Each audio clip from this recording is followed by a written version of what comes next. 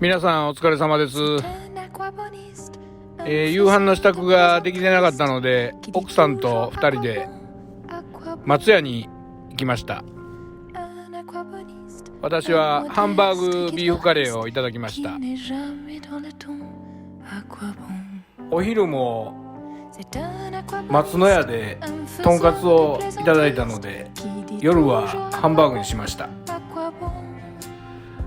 贅沢してすいません。妻は焼肉ビビン丼です。栄養をつけて明日も頑張りましょう。